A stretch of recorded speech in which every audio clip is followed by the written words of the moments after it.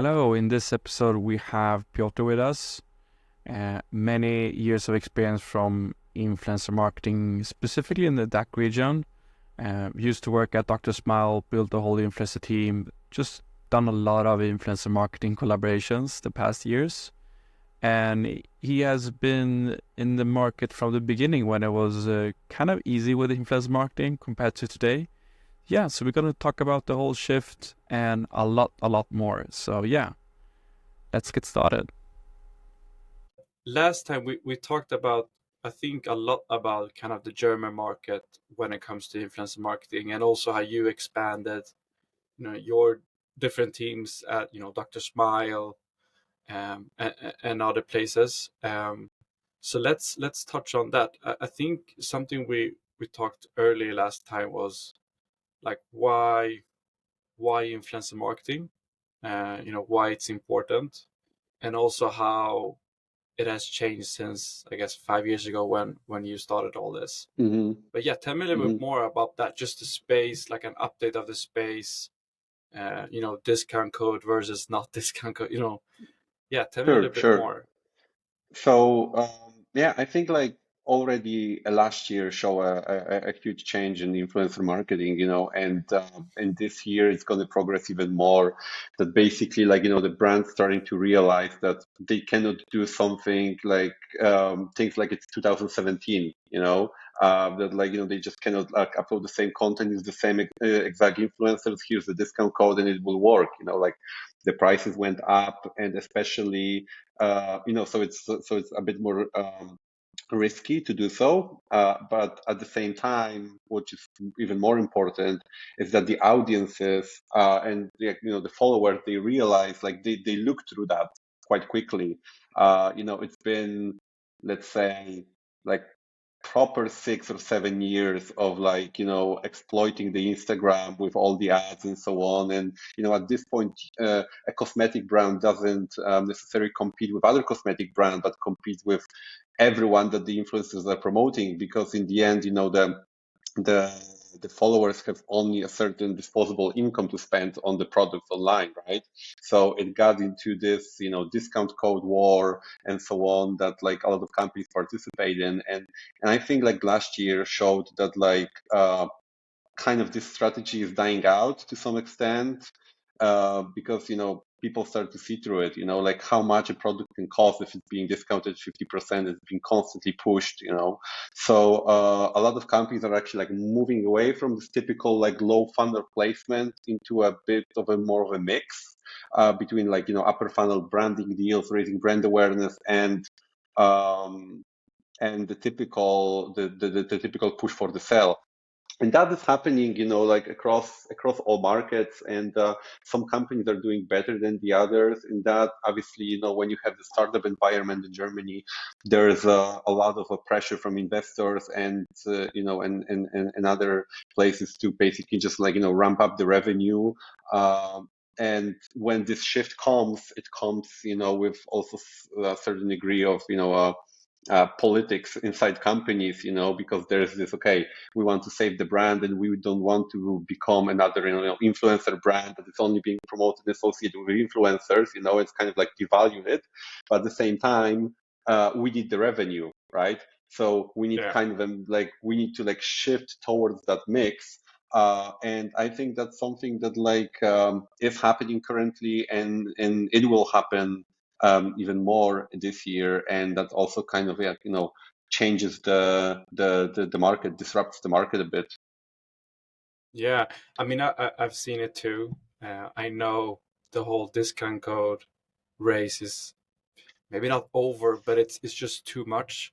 And I think also I think there's a reason why TikTok is also more interesting now, because it's harder to do that more salesy discount code kind of promotion. It's more national, more organic content, and I think we kind of going to see that also on Instagram. But I'm curious to hear, because I hear so much from other founders like, yeah, now we need to do the shift. We need to focus more on the branding. Like we cannot be dependent on discount codes because right now it's not really working. So we're kind of like screwed. We need to think about that. But if you're a founder, like more concrete, when you say mixed, how does that look like? How do you know which one you should do more branding? And in what format should you do then discount codes to get the sales? Is it still the same, just fewer? Or yeah, tell me a little bit more like concrete examples of how you can set up that kind of mix strategy, if you can call it that. Well, that depends on your product, because that's really the key. Because the biggest problem in that was that all of the companies, regarding of the product, regarding of like the content that they could pull with the product and what kind of USPs they could use, they were doing the same thing. They were using the exact same influencers who were posting, like 4 or 5 paid stories per day, and they were using the exact same influencers in the exact same manner. You could just replace the product in their hand, and the discount code and the link, and it will be basically the same. So I think like one of the most important things to start with is to definitely define like better content plans and engage those influencers on a longer term with a more engaging content plan. So in terms of like being more strategic about like how the influencer will present the product, what is the expectation of that influencer promoting the product? Because when you have a huge influencer, like let's say like 1.5 million, and that person is doing more kind of like aesthetic branding deals, reels and so on, and it's not the typical influencer who's pushing for sale, then there's a different kind of an expectation from that influencer, from the audience, what the person will promote versus the person who is really in depth into the details of the product, right? And that person, for example, posts screenshots of the stories of the e-commerce store. They'll say like, okay, this is now discounted. This is like go very in detail about the product. And that kind of a person has an audience that is maybe expecting a different kind of content. So definitely, you cannot like just have completely two different people and apply the same kind of a promotion to them and expect the great result. So I guess that's one thing. Another thing is that the format, obviously, Instagram stories is pushing for sale. And then when we talk only about Instagram, then Reels, obviously, for branding and so on. But that has to also come with other platforms, like podcasts are going crazy, also add YouTube. So basically move away from this typical transactional offer into a more like building the demand, generating demand and generating brand awareness, and play more on the emotions of the audience rather than typical here's the deal and the deal will expire soon. Yeah, I can see where you're going, like working more on the top funnel, building up the storytelling and everything and about the brand, and maybe still Yeah, use few of those, if we can call it sales converters, those that are pushing a lot on the kind of final end in the funnel, still use them, but maybe not in the same extent, yeah, exactly. and and try and, and different platforms. Yeah, and also, a lot of brands, what they have been doing is they were like over exploiting certain, let's say, niches of influencers, and there's quickly, or depends how you define quickly, but there's a fatigue of the audiences that will be like, oh, again, this product, I've seen this in other 20 or 30 stories, and this fatigue happens for various reasons. And the first one is the one that I kind of described. So the content, the content feels the same. All of the influencers are promoting the same. So when you see it for the 10th time, 11th, 15 times, like, okay, I'm kind of like fed up with this, Some people work a bit differently. So people are like, okay, maybe it makes sense for me to buy it since everyone's promoting, but I don't know, at least in my experience and a lot of other people, it's kind of like, you get tired with the same promotions. Um, so targeting strategically profiles within a niche so you benefit out of those correlations and overlap between the audiences is important. But there's a certain point of like too much of the too high of a frequency of the ad that you don't want to really hit, and you want to be a bit more strategic about like how and when you target the different niches of the internet of influencers. But would you say that the frequency, you know, touching the same audience multiple times. Could that work if the content is very different? So the content that they create is really based on that type of creator, like she only doing this type of content, and then it's a different format, and then they see someone else doing something other. I'm thinking also about TikTok, because that's kind of where the content can be very, very different. Would you can have the same frequency as before, only if the creator are very different, or should you just avoid too much frequency overall and trying to be smarter, like doing podcasts, doing different platforms? What would you Mm. say? So doing different platforms is definitely one way to go around this. And at the same time, this fatigue with the product or with the brand, yeah, it might occur more locally on the platform. And also, we need like all brand needs these touch points, and to scale, you need probably more and more of these. So the idea is to be more strategic about like how you're gonna uh, do those touch points. So you need to like really look at let's say that you have a niche of a family influencer, right? If you have let's say 30 that you identify as this niche, and you work with them all of the same week, the first week of the month, and then the whole other like the rest of the month, let's say is free of those kind of placements, then it's better to split it up. It's better to add lower funnel, upper funnel, middle funnel to the mix.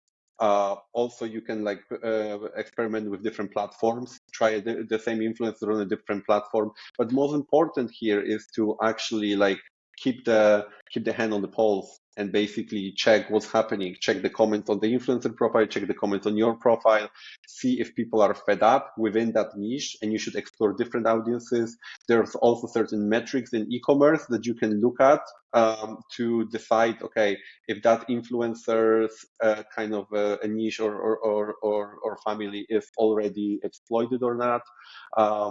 And you can also do, market research in terms of both like quantitative and qualitative analysis. So you can look at the typical data, so like the audience overlap and so on. But you can also just like look from your own perspective, just knowing the market. Okay, these influencers are connected, they like follow each other. There's a lot of overlap here. So there's a lot of like tools, tips, and tricks to kind of like Mhm. assess that. But in general, especially when you work in one country, let's say only in Germany, there's a lot of this interconnectivity between the influencers, and need to be like with time, especially this year, you need to be more strategic about targeting that.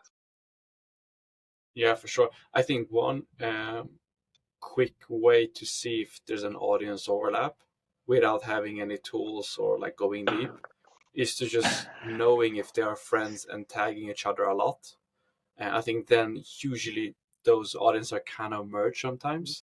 But you touched on something I'd love to hear a little bit more. You said there's metrics to look at, um, connected to your e-commerce, to see if their audience is kind of overloaded with your message and maybe not performing. Like, could you go in a little bit into specific, like what type of metrics should founders look at when it comes to their e-commerce, and kind of detecting that?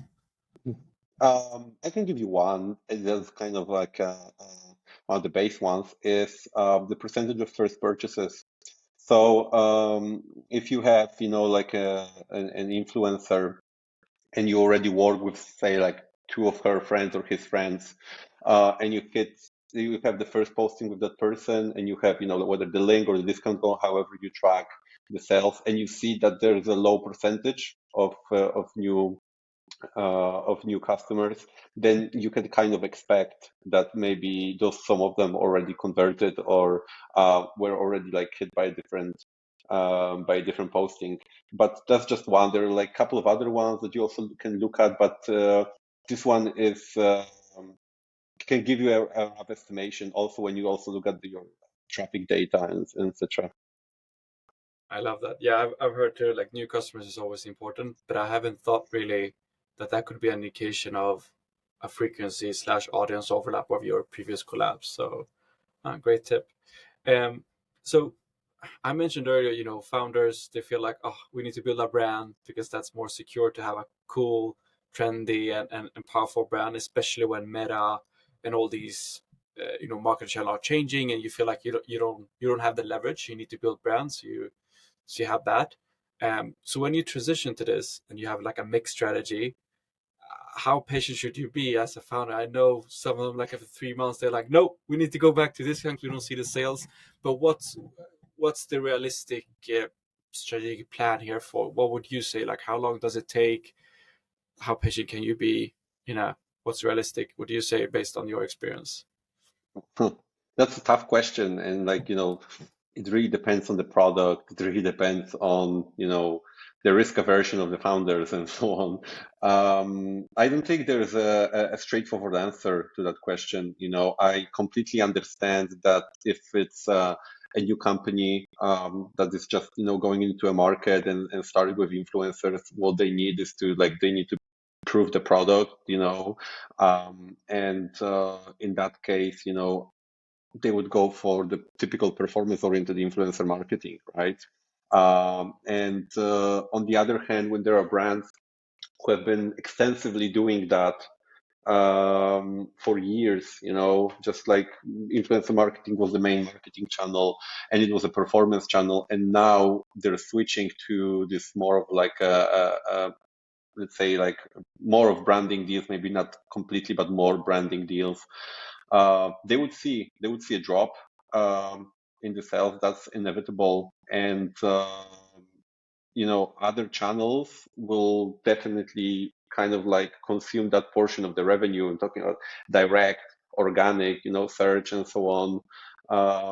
And it just needs to be like a shift in mindset, both within the company and the teams, but also, in terms of kind of like the reward of working towards a goal, because like a lot of the times the teams are working, with the revenue goals. Okay, I spent 10K, I made 30, great, like that's something that that was keep on me pushing when I was doing deals myself, and now there needs to be kind of like a big plan to change that setup to a different metrics, because you're just not going to use, for example, discount code anymore, right? So you need to go into the use engagement, etc.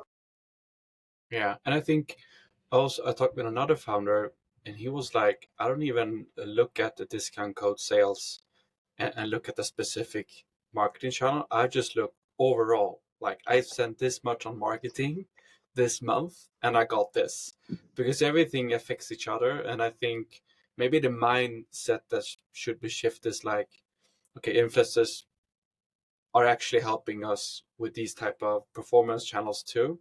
So let's see the overall picture instead of just looking at the discount codes. How much did that generate for us? Um, and yeah, and another thing I think is relevant to think when it comes to mixed strategy overall, when it comes to always have something new to talk about. Because if you always push the same deal or same content, it will be boring after a while. I don't know if what's your take on this, but I can see that everything from like food brands or bikini or fashion, they always push every month a new collection of something just to have something new to say, and it's working for them. But yeah, what's your experience from that? Like always having news, pushing, and then you can still do kind of the same strategy as before and always have something to sell. Yeah. So, first of all, the thing that you mentioned in the beginning is that in the end, all of the teams, whether it's paid social influencer, CRM, or whatever, they all work towards the same goal, right? To grow the company. But at the same time, there needs to be a proper tracking to know, okay, which channel is doing that, so we can invest more. But specifically when it comes down to influencers, you need to know which influencer is performing, so if you should prolong the collaboration with that person, in what kind of a dimension, for what price, for how long, and so on, what worked, what didn't work. So tracking is also important. And also I did various studies for various companies about like discount codes and so on. And I've seen customer research surveys that I conducted where people who used discount codes, they still indicated that they didn't come from an influencer, or people who indicated that influencer made them buy something, they didn't use the discount code. And I was like, there's just a lot to it, so even if you have like all the best tracking, there's going to be people who are not going to click the store, there's people who are not going to go use the discount code, even though they come from, let's say, an influencer or a video or something. So that's another topic. But what you talked about, continuously dropping new products, I mean, that's perfect for influencer marketing and everyone who work in the field, because we have something to work with. There can be like a new product sent, so you can like be more playful and be more creative with long-term partnerships, which gonna continue to be like the cornerstone of influencer marketing, especially moving forward when there is this more shift towards brand. So having new products is great, because when you have just one product and then you have just like some ads on to it, it gets a bit more difficult, because then you usually have, if if the service or product purchased only once, then you kind of are betting on the first try that like you need to be profitable, because there's very little retention, very little returning customers, or the returning customers that are coming are going to be of just a very small customer lifetime value.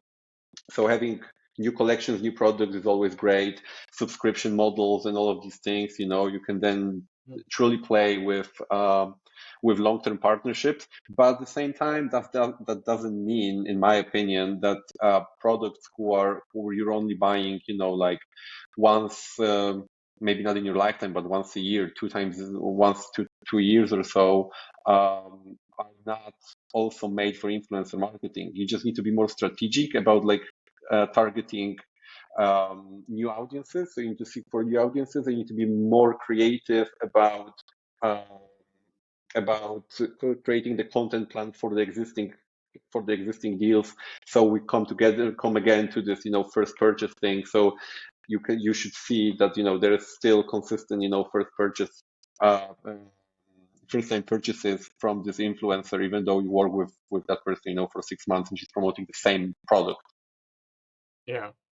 Yeah, I mean, it's always nice to have like new things to talk about. I also seen that supplements overall, like protein and everything around supplement, you always need.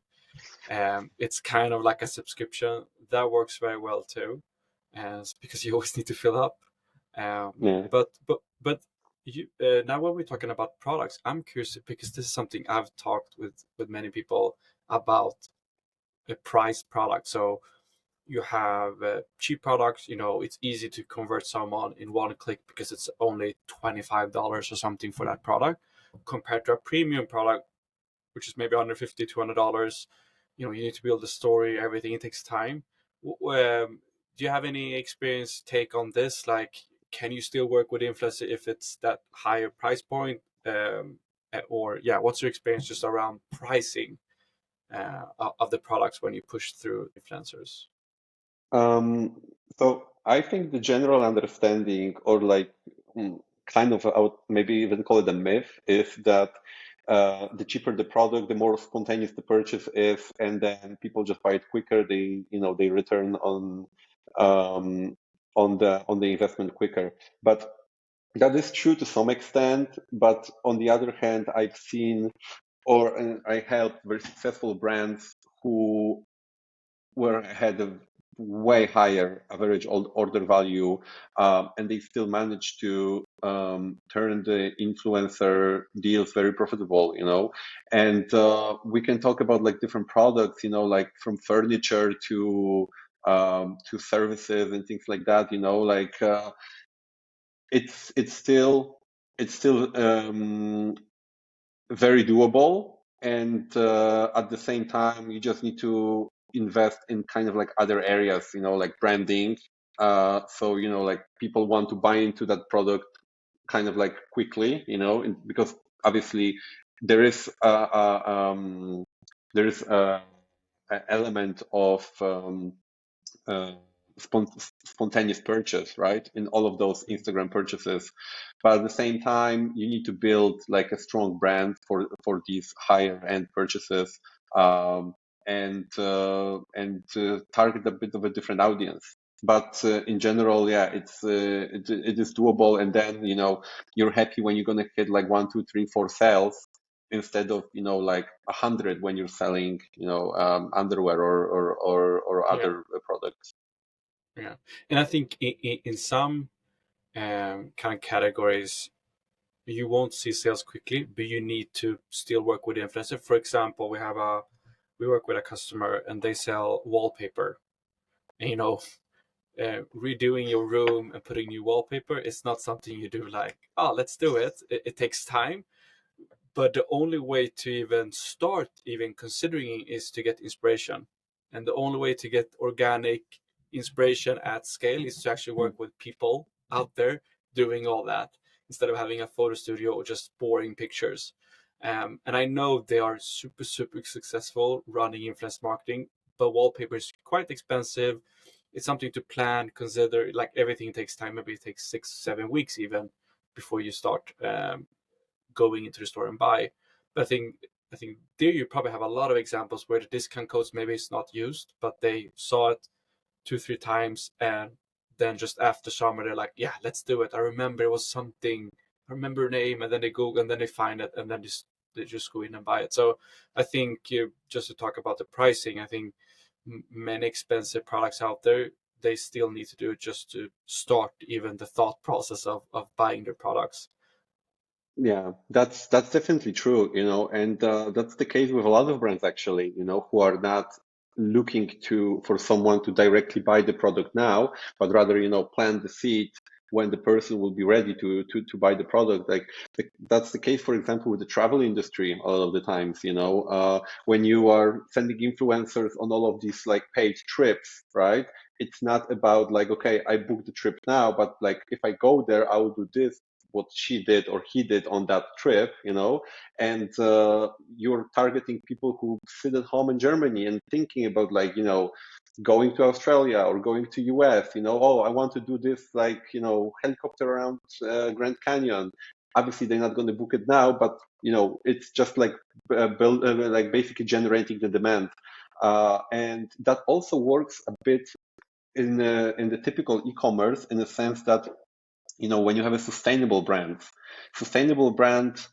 obviously, they are sustainable, but they also want to grow and they also want to have a revenue. And that's the big struggle because, you market to influencers and at the same time you want to say like, okay, buy it, it's sustainable, but at the same time, oh, we're promoting conscious shopping, like if you don't need it, don't buy it, so it's kind of like a contradiction in itself, but then it's also a bit of like planting that seed. Like, okay, if you need it, then buy it, and then obviously the brand needs to be more aware of like how they're using the discount codes, how they're creating the incentive, and like how they create the urgency, so they're not going against their own values.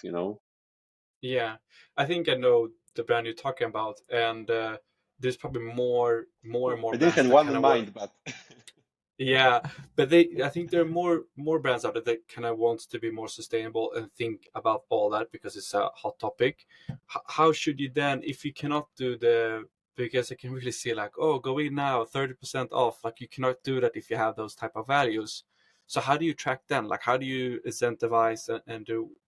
What examples have you seen if you well, wanna not push long-term too hard? partnerships, like long-term partnerships with quality influencers, and then basically, when you expose the audience to that amount of touch points, at some point when the person will decide, okay, this is a product that like maybe I need at that point, Mm. then they're gonna buy, Um, so it's branding, it's long-term touch points, and consistently being on top of their mind without being too pushy for a sale.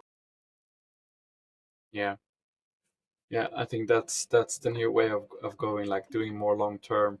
Isn't it a little bit risky to do more long term if you don't know if they gonna perform? Like I hear, from other brands that they kind of just want to do a test collab first, and then if that works well or if it feels good, then you do the long-term contract.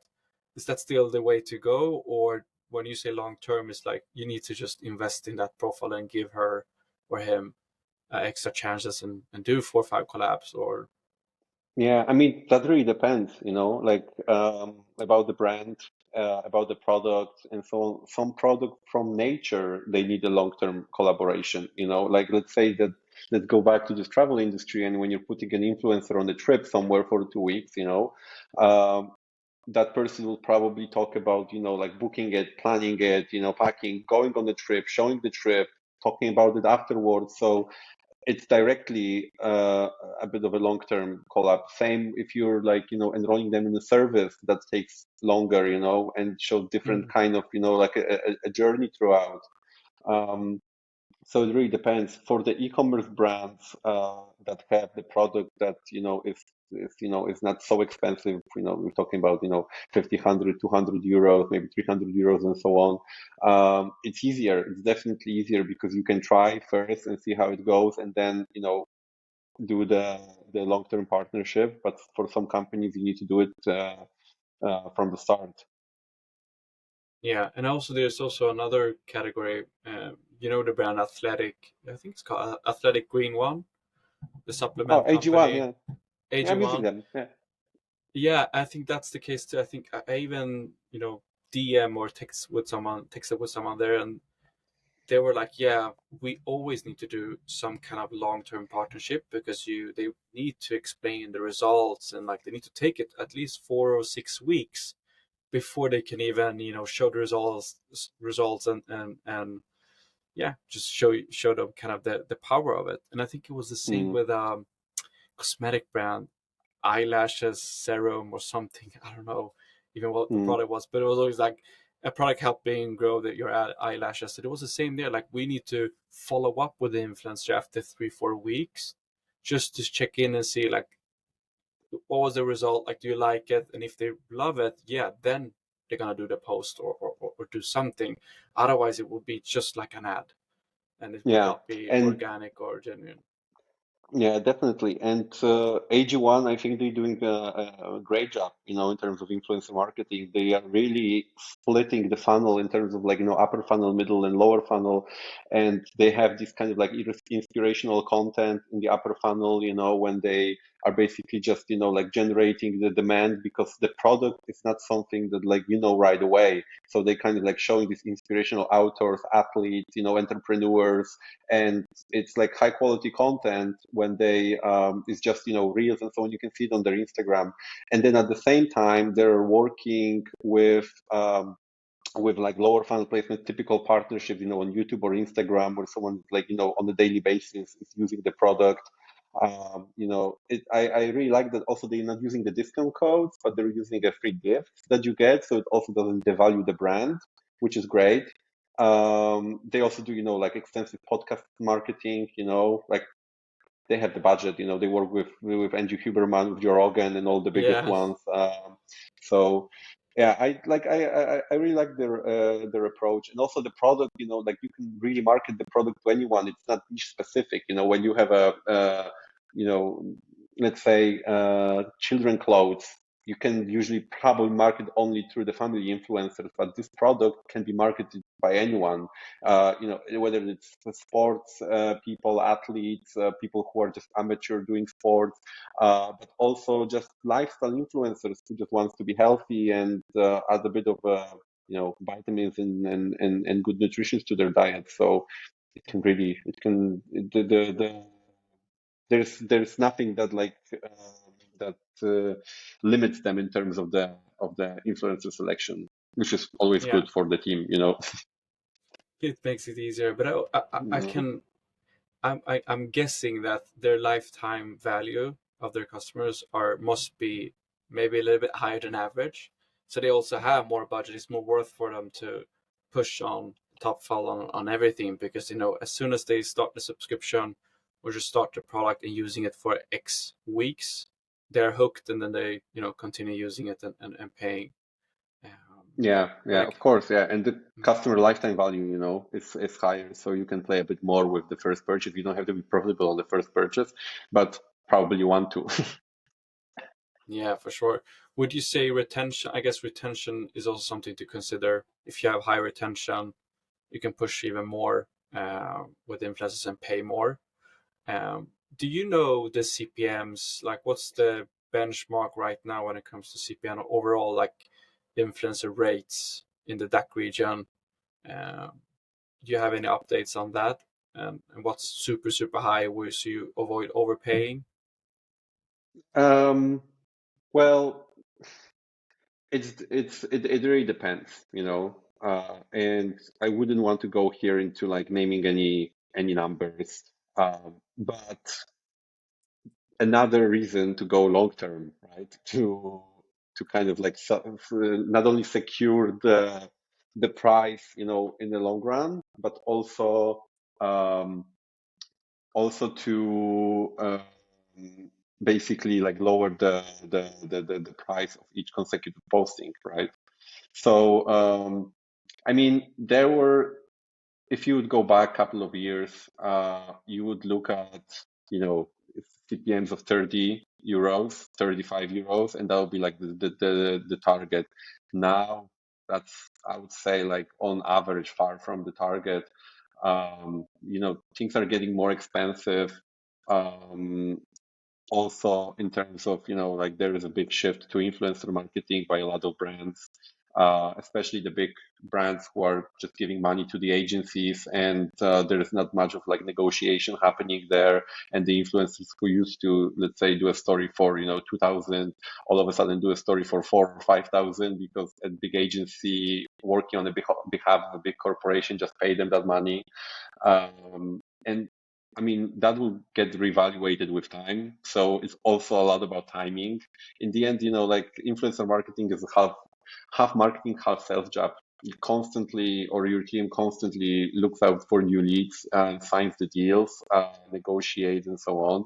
And you might end up having two completely different pricings if you reached out in February or in April, just because of like just because because there might be a different Yeah, demand for the influencer. It might be like, oh, I don't have any deals right now, I can do this, like, or the brand sounds interesting, or I want the product. Especially that's another thing for all of those brands who have the very expensive product.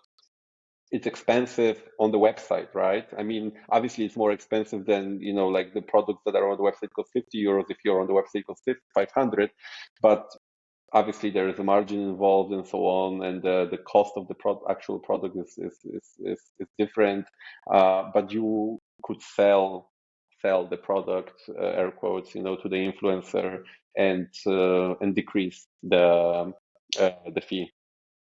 yeah, yeah. But I feel like it's always easier for them to increase the price. It's not like they will suddenly lower the price for no reason after 1 or 2 months. It's usually higher. So it does it definitely makes sense to maybe lock them in if you really believe in the creator and get a better deal.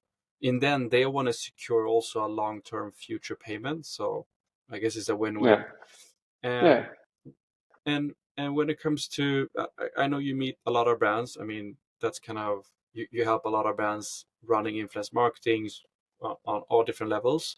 What would you say is the main thing that you hear that brands are maybe struggle with, or should stop doing, like things that you see like, oh, are you doing it? Like, no, no, no, you cannot do that. Like, have you seen any patterns, or what main challenges would you say brands are facing right now, if we look at the calls you've had the past months? Mm, well, influencer marketing doesn't work for us as well as for the other brands. That's a big one. Um, and you cannot compare really a brand to a brand in that sense, because the product is different, the branding is different, the perception, the reputation, and so on and so on. But at the same time, in that case, it's a lot about like the influencer selection and the content plans and so on. And as I said, why a lot of companies are doing that, saying this, is because um, there are late adopters in the business, and some of the companies that started doing this now or want to reactivate into doing influencer marketing. As I said in the beginning, some of them, they still think it's 2017 when the influencers are way cheaper and way more profitable. Um, and to be successful in that space, you need to be more strategic about targeting them. You need to know who to target, how to target, which platforms, and the trial and error is definitely now more expensive than it was a couple of years ago, where with 50K budget you could have so many influencers. I'm talking about like hundreds of deals, and now it's becoming more and more expensive to test. So the companies who did that, a couple of years ago, they understand this, and they already know more or less who might perform for them, who doesn't. And if a company comes to the market and wants to do this, they probably need a bit more guidance in that sense, because they might just blow out through the budget and then decide, okay, influencer marketing is not for us. But I truly believe that like it can work for any company. You just need to find your audience. You need to find like the way you're positioning. You need to find the influencers you want to work with, the platforms, the formats, what kind of USP you're pushing, and so on, and then it will work for you. And just it can just be easy to blow through the budget and decide that like that's not for us, and that's, in my opinion, is just not the truth. Yeah, I've heard that too many times. Like they set up a budget, they do it themselves, trial and error, then like, oh, now budget is zero and no results, but the execution was just wrong. But Yeah. so to give founders out there some kind of expectations on this trial and error, like what would you say if you're, obviously it depends on the company where you are and everything, but what's the kind of the minimum budget you need to at least push and test in a German market, and what's the timeline here, like time frame, 3, 6, 1 year, like how much should you invest to give it a chance, Mm. and give it a chance to really find the secret sauce, if you can call it that. I think that like 6 months, 6 months should be something that like you should commit to trying, and then take it from there. Because it's another like thing that I see sometimes is that like the companies are not diversifying. So they think like, okay, we're going to go for a huge influencer, we're going to pay a lot, and it's going to be like only deal, and we see. But then you're betting the whole budget on one campaign, and you need to be then extremely um, not only knowledgeable but also lucky to hit that, and like, okay, this actually worked. Again, 2017 probably it would be like 10 times less expensive.